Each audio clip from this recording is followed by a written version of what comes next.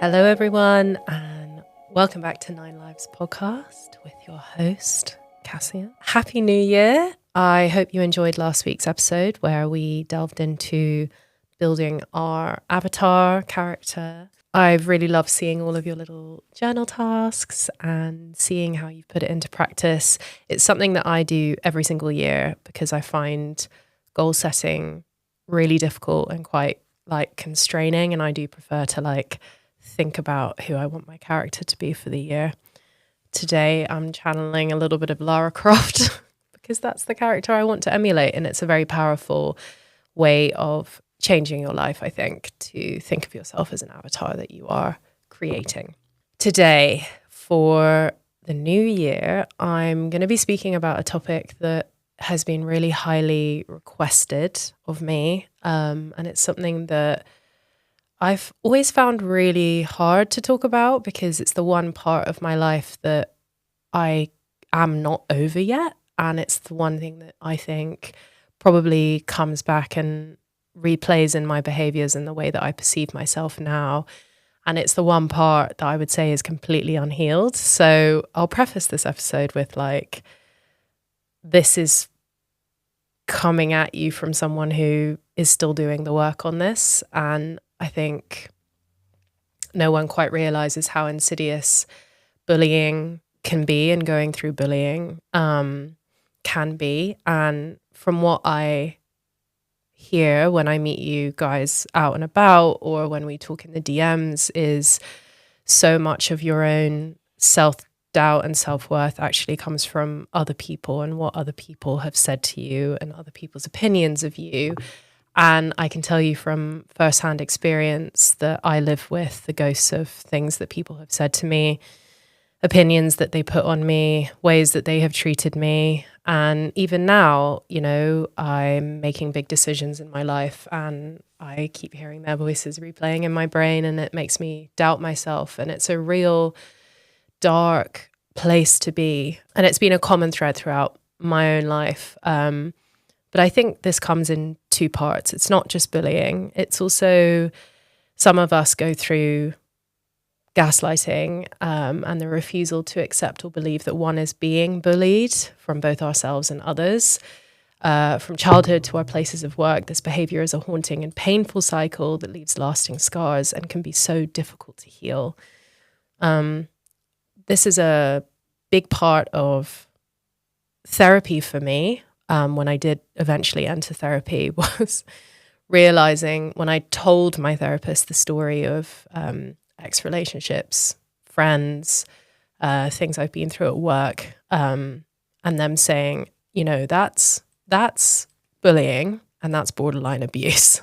There is no two ways about this. It is not something where, you have been too nice and they've decided to take it out on you. This is like bullying. This is what you've been through. And even now, as I'm saying this, I'm like, but it wasn't bullying, Cassia. No, it wasn't. You're being dramatic. You're making this up.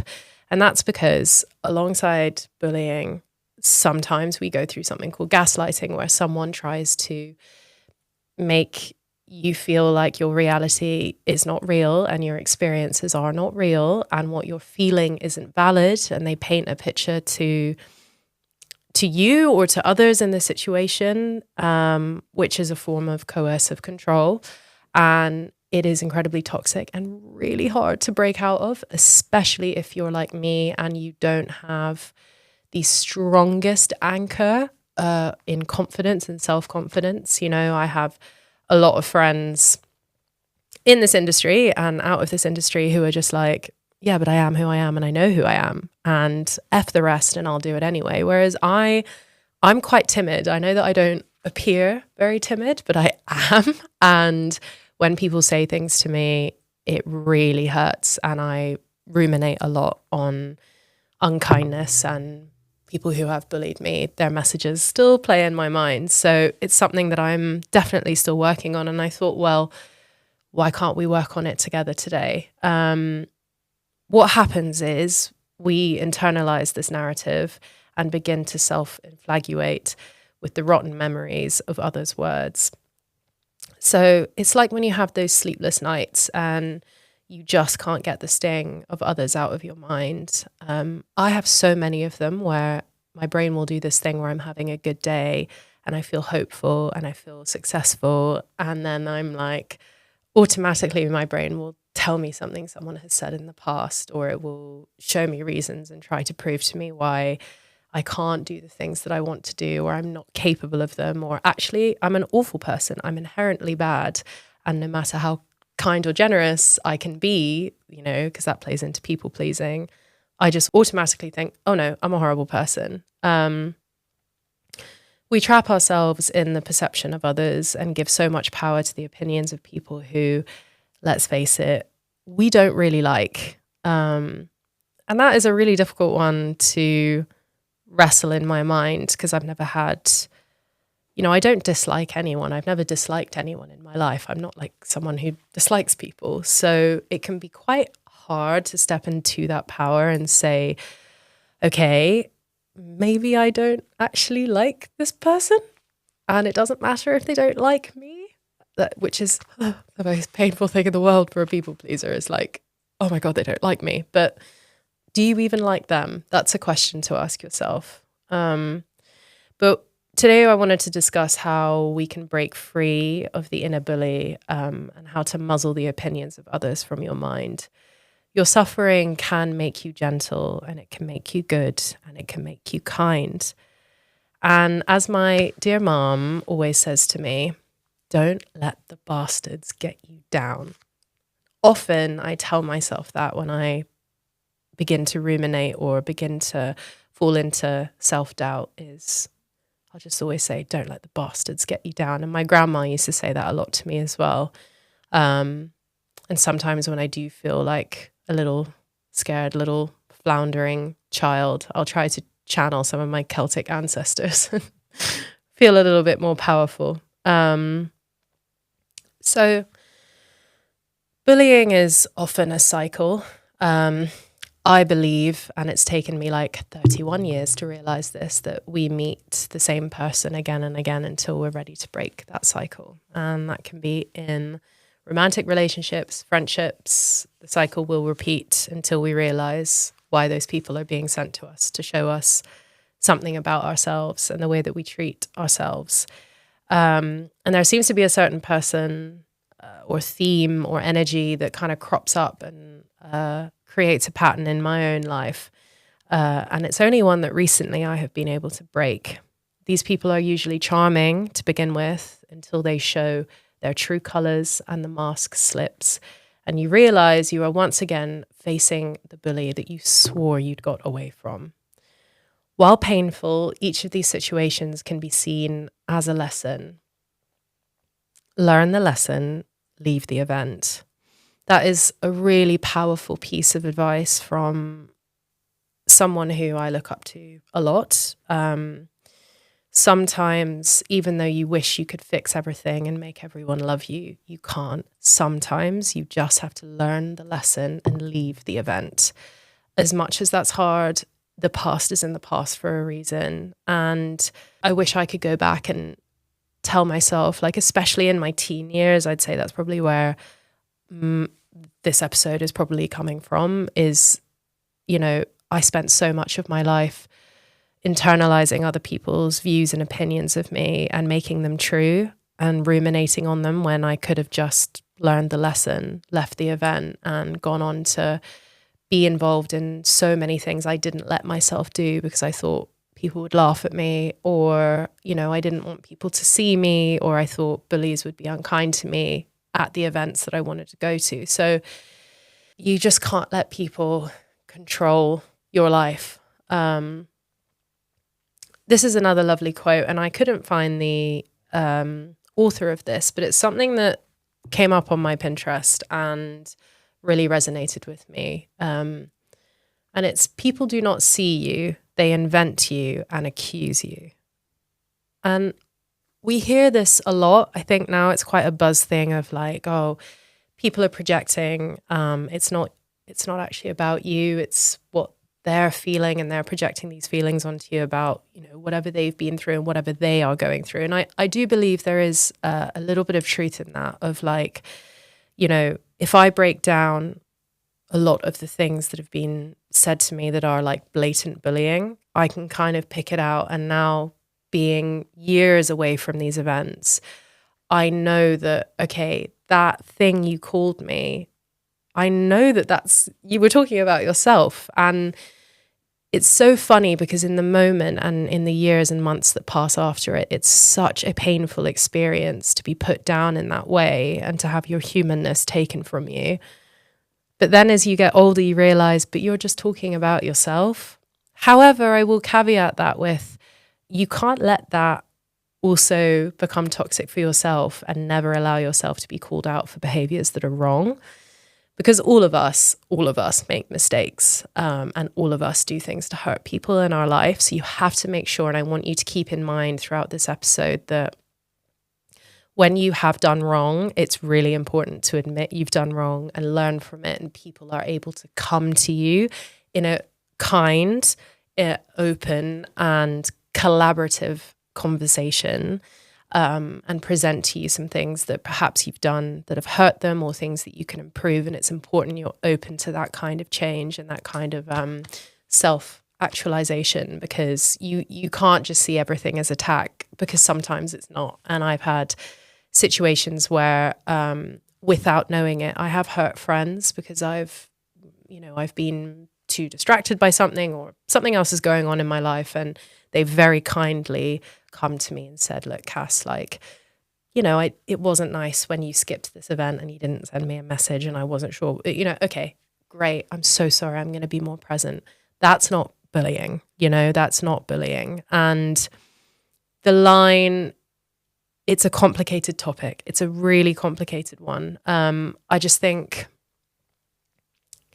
knowing when it's your time to stand up for yourself, and when it's time to also look at a situation with truth and honesty and say, actually, I wasn't in the wrong there, or, I've been hurt by this and this is bullying. That line is very difficult, but from people who have experienced it throughout their lives, you become really well aware of the monster and the masks that it wears and the way that they will repeat themselves through your life. And I think the scariest part is how we don't recognize it for so long. And so many of us allow ourselves to get sucked into relationships and situations that are really, really bad for us, just because we're clinging so desperately at the need to be validated and liked by people and belonging to something that, you see it all the time. It's usually empaths that get clung onto like this, and people will drain you emotionally, financially, and it's so important that you try to build an armor for yourself, and you realize, all of us can create a foundation for ourselves where we stand very strong in our own personhood, and it can't be shaken by other people's views or opinions of you, or unkind words or blatant bullying, whatever it is. I often think about my other half when I talk about topics like this, because Joe is someone who does not give a monkey about what anybody says or thinks about him. He's so neurotypical and unanxious and just calm and steadfast. And I'm the exact opposite, which is why I think we work really well, because I'm a kite, he's an anchor. And he kind of calms me down, and I give him a little bit of like crazy girlfriend vibes. And he's taught me a lot about how much I cause pain for myself in my own head and with my own thoughts, because all I do is replay and replay pain. And, the body does not know the difference between the event happening and thinking about the event after it's happened. The pain feels the same. So you go through the painful instance of bullying, whatever that looks like, if it's a message or if it's in person or if it's physical. But then replaying again and again and again, your body is going through it again and again and again. And I've had so many moments, where I've been like crying and screaming at home and being like, I can't believe this person did this to me, or I feel like this and I can't. And Joe's had to physically shake me and be like, it's happening again because you're letting it happen again. You have to break free of these thoughts. And I know it's easier said than done, but I do have some tools to give you today that I hope will help.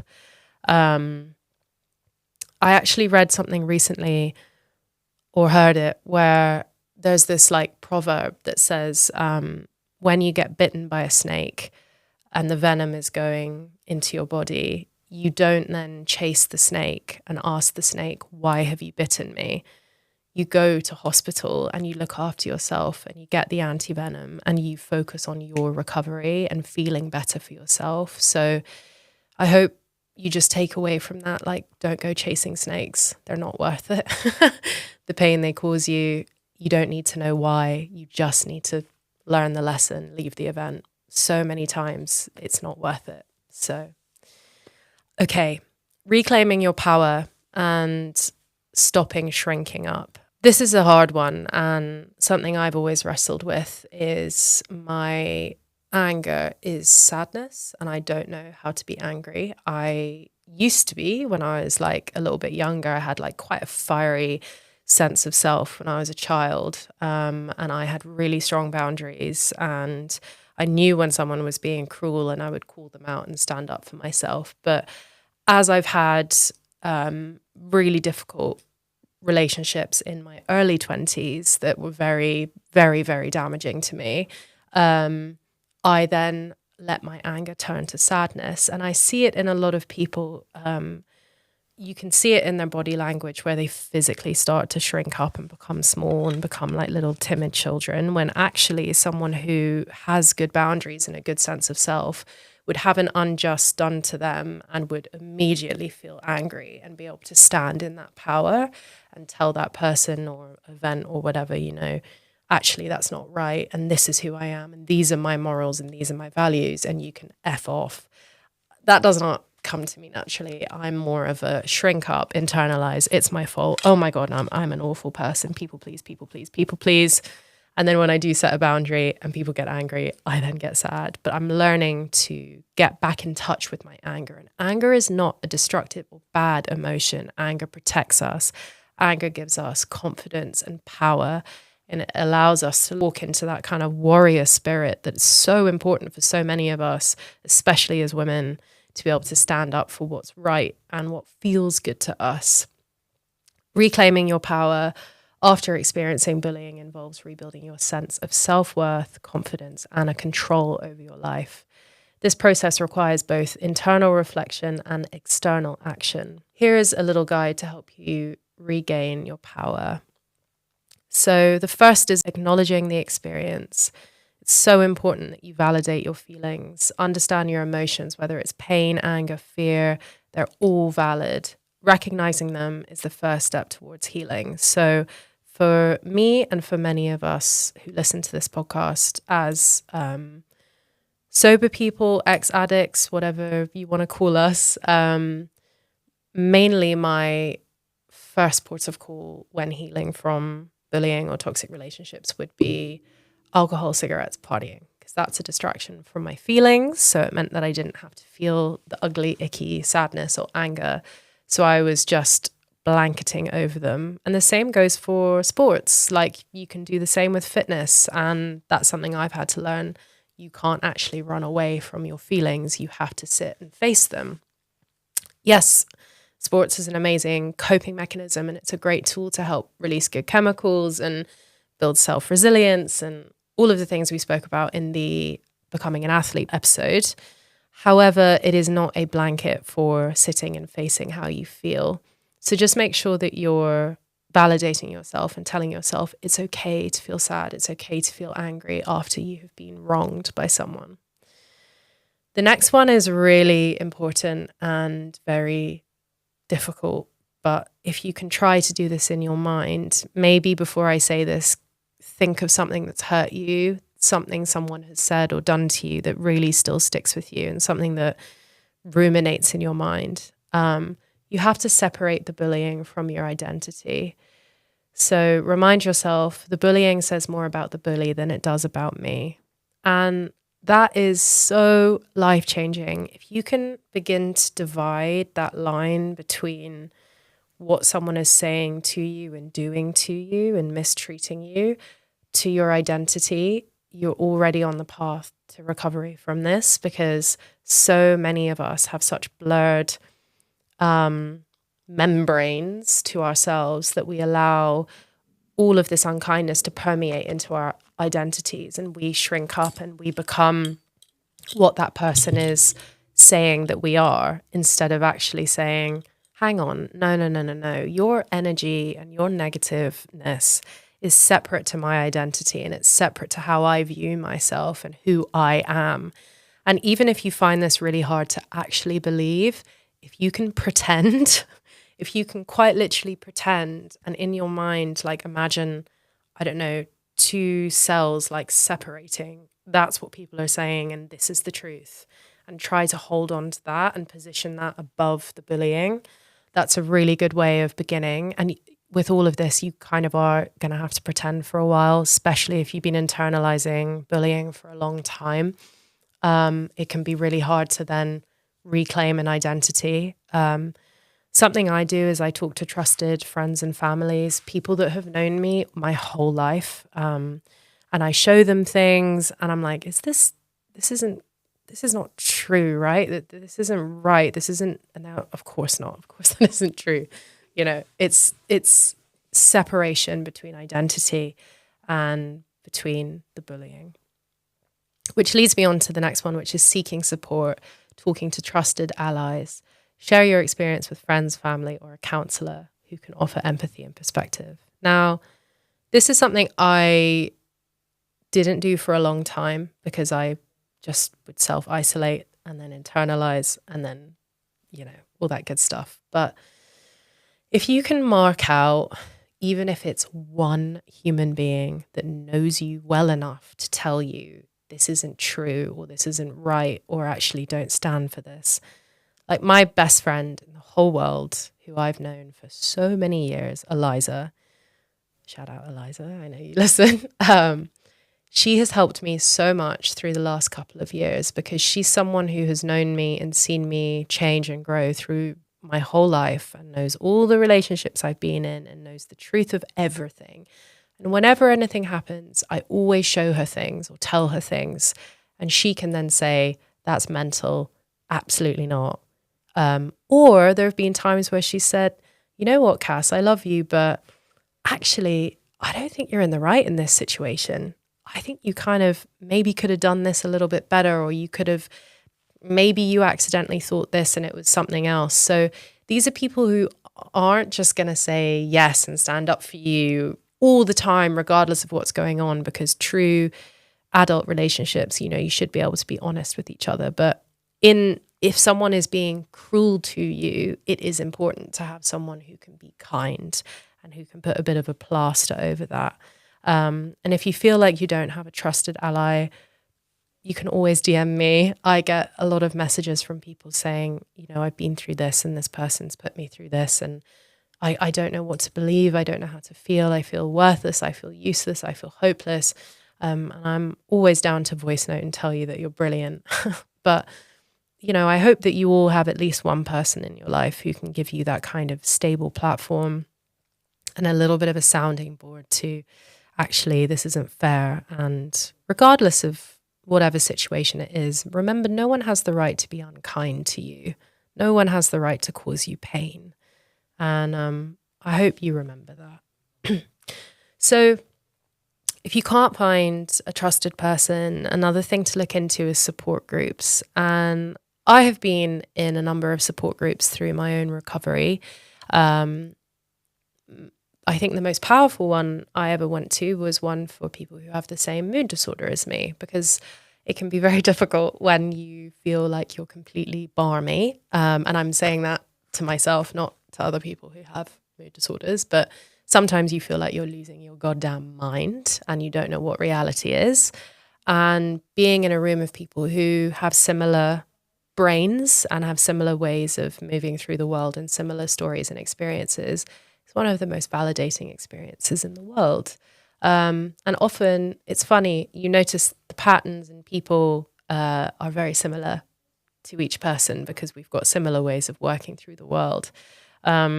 These are all over the place. You can find them usually in your local church. There is group counseling sessions, which I know some are pro bono. And then there is just things like crafting together. There's lots of community outreach in run clubs. There's so many different ways that you can try to integrate yourself with people who are hurt like you. And I think shared pain has a really beautiful way of causing a lot of healing, especially if you're someone who is a little bit of a loner.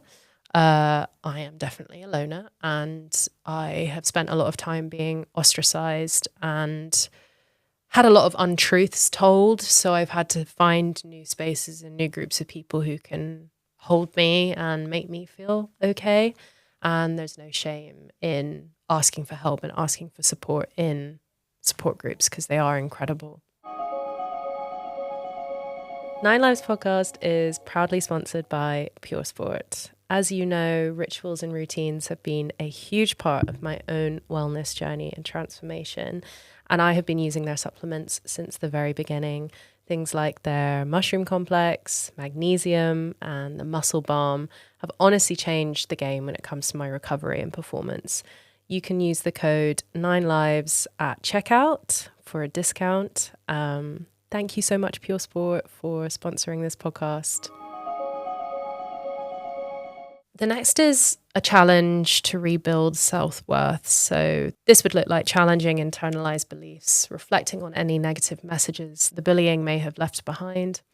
Replace them with affirmations of your worth. For example, replace "I'm not good enough" with "I have unique strengths and values." Negative messages that bullies have left is like a song that plays on repeat in your mind. And if you can, even if you think it sounds a little crazy, literally scream out loud and say, actually, no, that's not true. That's an untruth. I have unique strengths and I have value in the world.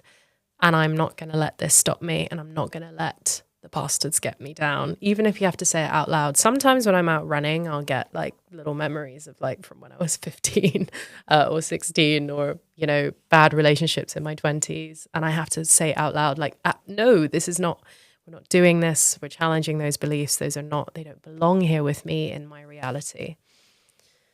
Another thing to do is celebrate your strengths. So make a list of your skills, achievements, and your qualities. Focus on what makes you uniquely you, which is a really beautiful way of shifting the negative to the positive. And on days when even you feel like you've got nothing left to give the world, even just writing a list of like, you know, I'm a good dog mom, I'm a good friend, I'm a good daughter. There are so many things that you can find that even though you don't feel them in the moment, when you read them out, you can say, well, actually, there's a lot of positive in me, and I deserve to feel positive about myself. So the next is a big one, which is setting boundaries, which is one of the hardest things to do, I think, for so many of us, especially in an age of such interconnectivity and availability all the time. This can be very difficult, but you have to learn to stand up for yourself, learn to assertively communicate your boundaries, practice phrases like, I don't appreciate that comment, please stop speaking to me that way. Boundaries also look like removing yourself from situations that don't serve you, or asking for help in situations that you feel intimidated by or you feel scared of. Boundaries are a really good way of really finding out who respects you. And if you set a boundary and it's a new boundary and someone cannot respect it, unfortunately, that's someone who maybe doesn't respect you. And I'm going to caveat this again, like I did earlier with, you know, you can't boundary yourself up to the point of being inaccessible and unshakable and unbendable to other people's wills and wants, because in friendships and relationships, there are always going to be times where you will have to break boundaries because people need you and people need to lean on you, and life is really messy. So I have certain boundaries that are very, very flexible, but they are like non-negotiable for myself. But if a friend needs me, or if there's a situation that's very unusual, then of course I will always break them to be able to be there for a person. don't let boundaries shut you off either. Like, you can't become so caged and inaccessible that you just become like a robot of boundaries. And then you start saying, oh, this person doesn't respect my boundaries, so F them. It's so nuanced. Like, life and relationships are so nuanced. And it's really important to be very careful that you still remain open to the world, but you do set the boundaries for yourself to basically just make sure you're focusing on your own little cup of wellness. For me, that now looks like working hours, for example. Like, I used to just not keep working hours, and I'd be working 14 hours a day, and I thought that that was what had to happen and what was normal. And now I have boundaries where, like, sometimes I'll do stuff in the evening, but it's always things that are non-stressful. For like big stressful pieces of work, they have to be within 9 to 5, and that is it. And I can't keep working into the night on things that are going to interrupt my sleep or make me feel bad. And I've had to learn as well that through adjusting that and not working at the weekends and trying to have a bit more of like a normal balance, that sometimes, just like if you really restrict your food for a body that you have, then maybe that's not the body that you were meant to be having. Like, things should feel good and okay. And the same goes for maybe business and life. Like, if the business and the position that you're in is only available to you when you're working 7 days a week and you're crying at your desk and having panic attacks, maybe it's not the job for you. And that's a really difficult one, especially when we're pressured to feel successful a lot of the time. But it's an interesting one to reflect on. And, true success, I think, is if you have a calm nervous system. And sometimes that can come first. So boundaries are, it's difficult. It's difficult and it's nuanced. And this whole topic is incredibly nuanced. The next is pretty obvious, but distancing yourself from toxic people. Where possible, minimize contact with individuals or environments that perpetuate harm. This is one that is easier said than done. For a lot of us, we're very entrenched in certain relationships and situations. But where you can, if you can create space from things and people who consistently make you feel bad or consistently using you or, not being very nice, it can be an incredibly healthy way to start feeling better about things. This can be through trusted friends or trusted family members. It can be physically moving out of places or moving into different spaces or not going to places. Like, I remember there was a certain pub that I had to stop going to because there was a person who went there a lot. And sometimes I would purposely go there to try to run into them because the toxic cycle that I was in, and I wanted to have a little bit of drama. But they were bullying me, and I had to end up, I just said, we can actually never go to that place again.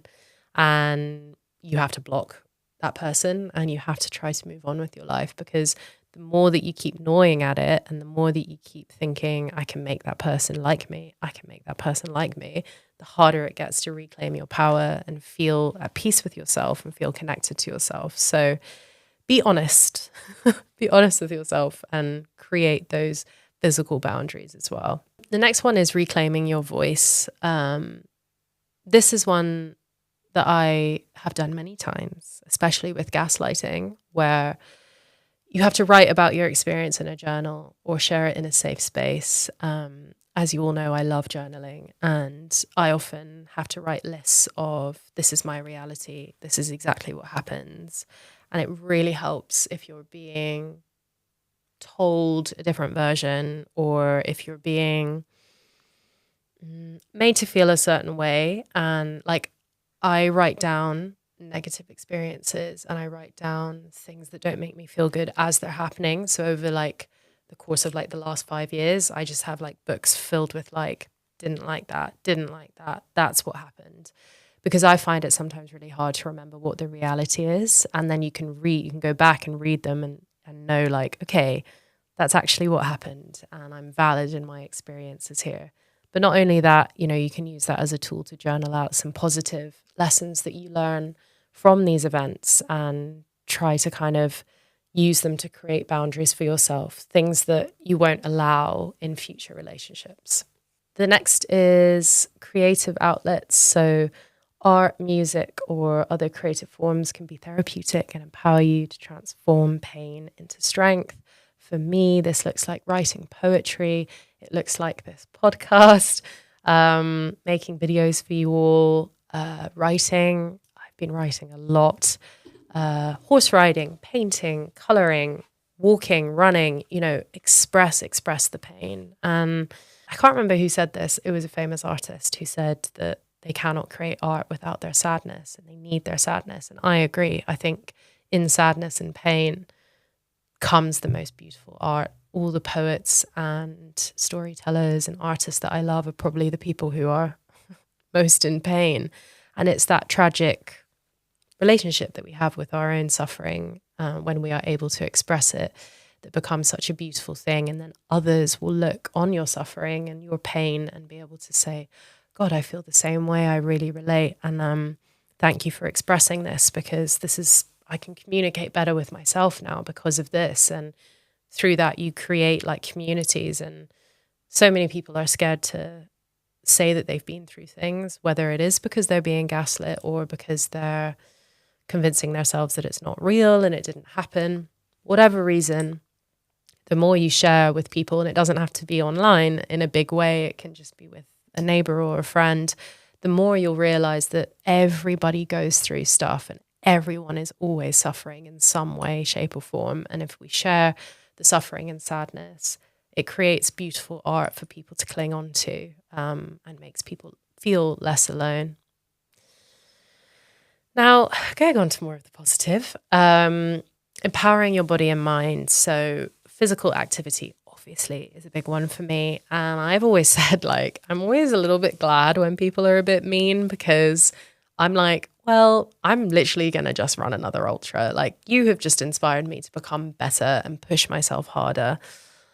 Is that healthy? Maybe not. Maybe it's not the most healthy, but I definitely do use what I used to use as a tactic of self-harm, other people's words, I now use as fuel for my own power and my own drive. And I think you can, even though we don't climb mountains so that we can see the world. We climb Don't climb mountains so that others can see you. Climb mountains so you can see the world. So we're not doing it to prove anything, but sometimes it can be a good source of motivation, that actually, I'm not going to let you trample me. I'm going to book an ultra through the Sahara Desert. I'm going to transform into the person that I have always wanted to be. And using that as a fuel instead of a tool for sadness or shrinking up can be a really powerful thing.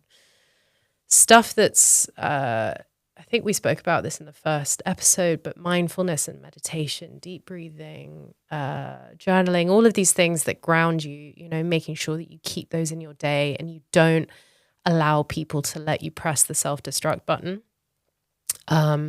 which is really difficult when that is your first instinct, when someone is rude or cruel or you have something happen in your life that feels painful. If your first thing is got to get a pint in or got to have a smoke, it can be really difficult to move past that and actually start thinking, okay, how can I use this to empower myself and try to become, happy again through this. And a lot of that is in mindfulness and meditation and forcing yourself to be still and forcing yourself to feel the feelings instead of ignoring them.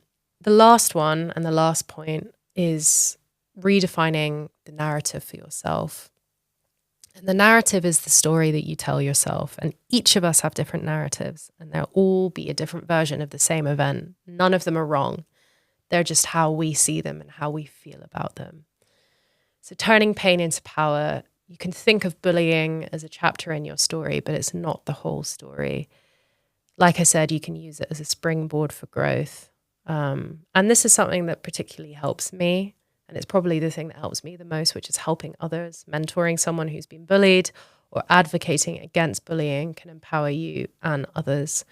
And that's a huge thing. I think if you've been through things and you've been made to feel a certain way, reaching out and helping people who are going through the same thing. And I speak to a lot of young women, especially around 13 to like 16, 17, which are such difficult years, who are going through the same things that I went through. And again, you know, in our early 20s, where we're just discovering ourselves through other people, there's a lot of room for toxicity there too. And I think something that's really helped me is being able to help others find their values and worth after having this narrative shoved upon them by others. But it is just a chapter. It doesn't have to be your whole story, and you can't let someone else write your book for you. It's yours to write. And if you take anything away from this episode, I hope that it's, you know, switch the narrative now, distance yourself from the bullying, distance yourself from the unkind words. It is not your reality. These people do not, or places or things or whatever situations, do not get to have that power over your life. It is not your identity. You have to reclaim that identity for yourself. Some affirmations that you could repeat to yourself. I do these on a daily basis. I am stronger than my experiences. I deserve respect and kindness. I am in control of my life and my narrative. And the last thing I'll end on is you deserve to surround yourself with positivity and people who are positive and environments that uplift and inspire you. And when you're next with someone or in a situation, just try to focus on the energy that you're feeling and try to really be honest about the way that it makes you feel and kind of carry that with you. Like when you leave a situation, do you feel buoyed up and inspired, or do you feel stressed and used? You know, try to be really honest with that, and you can kind of move through it in a way and build a life for yourself that feels really good. But remember that your power was never lost. Bullying may have shaken your confidence, but your core strength and value remain intact. By focusing on healing, setting boundaries, and stepping into your authentic self, you can reclaim not just your power, but also a sense of joy and a sense of purpose. Do not shrink into yourself and ruin your opportunities just because someone else burnt you. Do not give them that power. Remember, you can start over again and again and again and again and again, as many times as you want to. But rebuilding confidence after a toxic relationship is a journey of self-discovery and empowerment. By taking intentional steps to reconnect with yourself, challenge negative beliefs, and set healthy boundaries, you can reclaim your self-worth and you can thrive. I wanted to read a quote from Plato, one of the great philosophers. I've been reading a lot of Plato actually while I've been writing. I've had the privilege of delving into a lot of philosophers and psychologists over the last 7-8 months. This one really stuck out to me. And its opinion is really the lowest form of human knowledge. It requires no accountability, no understanding. The highest form of knowledge is empathy, for it requires us to suspend our egos and live in another's world. It requires profound purpose, larger than the self kind of understanding. So these are just opinions, and opinions are the lowest form of human knowledge. And that, when I read that, changed my life, because I could think of so many nasty messages that have come my way, and I think, that's just an opinion. That is the lowest form of human knowledge. There's no empathy in that at all. It is a brilliant way to reframe bullying, I think. So thank you, Plato, from thousands of years ago. Still, your knowledge and wisdom is helping us now. I wanted to touch a little bit on manifesting a life without bullying, which sounds a little woo-woo, and I agree it is a little bit, but we've spoken a lot about like practical steps that we can take. And I think it's always nice to address like a little bit of the spiritual, because it's me. And manifestation is something I've used a lot through my life. And it's something I never really touched on when it came to my relationships, because I thought that I couldn't for some reason do that. It was just like only reserved for fitness and wellness and all that other stuff. But creating a manifestation practice is a really powerful way to reshift and create that kind of reality in your mind. Because if you remember, like, we are our thoughts, and often you can think yourself into a better situation. I know so many times I've woken up and I'm feeling super anxious, or I'm ruminating and I'm like, oh, it's going to be a bad day. It's going to be a bad day. I can't do this. I don't want to do this. I'm in pain. But if you challenge that and you say, okay, I'm going to take a moment. I'm going to visualize my day. I feel strong today. I feel like it's going to be a successful day. I feel like I'm going to feel calm and I'm going to be kind to myself. Even if you're lying to yourself and you don't feel like you've got it in you, at least that's telling your brain, you know what, like I'm going to try and reframe this to a positive space. So you could spend 5 to 10 minutes daily visualizing your desired reality and including gratitude. You can picture yourself thriving in a bully-free environment surrounded by positivity, people that love you. You can use affirmations, so statements like, I am safe and respected. I attract only kind, supportive people into my life.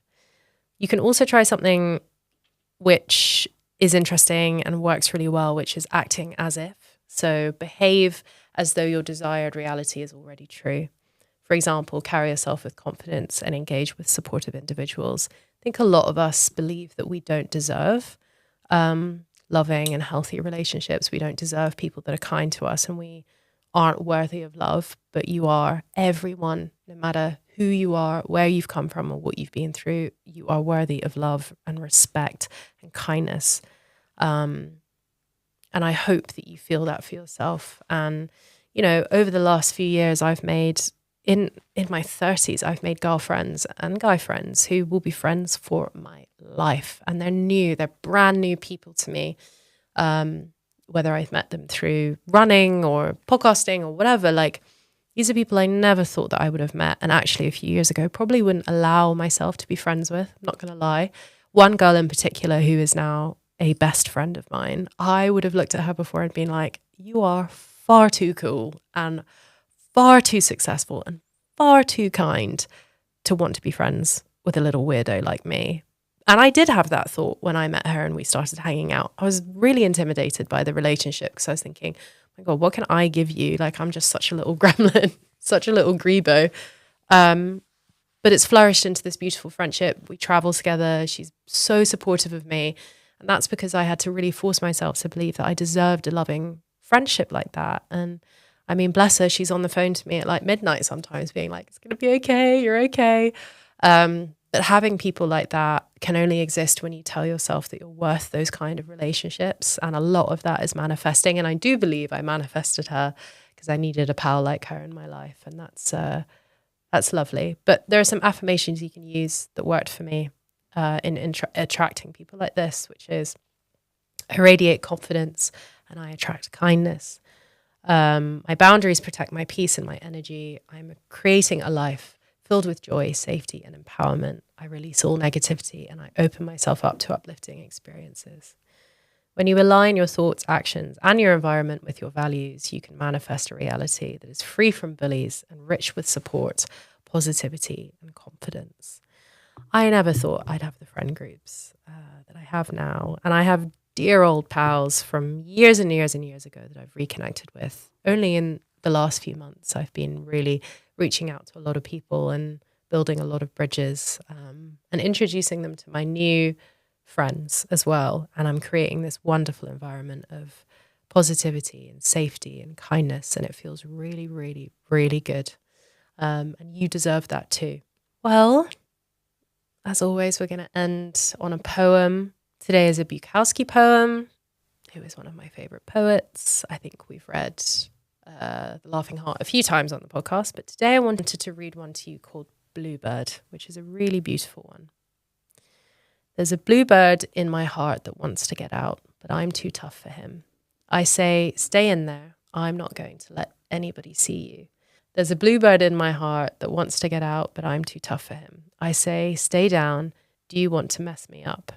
You want to screw up the works. You want to blow my book sales in Europe. There's a bluebird in my heart that wants to get out, but I'm too clever. I only let him out at night sometimes when everybody's asleep. I say, I know you're there. So don't be sad. When I put him back, but he's singing a little in there. I haven't quite let him die. And when we sleep together like that, with our secret pact, and it's nice enough to make a man weep, but I don't weep, do you? Okay, guys, that's it for today's episode. I hope you enjoyed that. maybe not enjoyed, but I hope you took something from it. And I hope you know that while bullying can feel like it'll stay with you for the rest of your life, I mean, I'd love to sit here and say that it doesn't. I'm 31 years old and I still carry things that happened to me when I was like 13. Even though it may never leave you, you can learn to live with the pain, and you deserve a life that's free from other people's thoughts and opinions on you. And I hope that you create a positive environment for yourself. And even if it's just loneliness, but kind loneliness to begin with, and then you meet your tribe after, I hope you know you can create that space and remain safe in a place of kindness. So thank you for listening, everyone. Please like this podcast on Spotify, give me a rating, subscribe on YouTube if you're listening on there, and follow me on Instagram, 9 Lives Podcast. Send me a little DM, show me where you're listening, tell me what you learnt. I'm always up for poem recommendations. All right, guys, until next week, lots of love.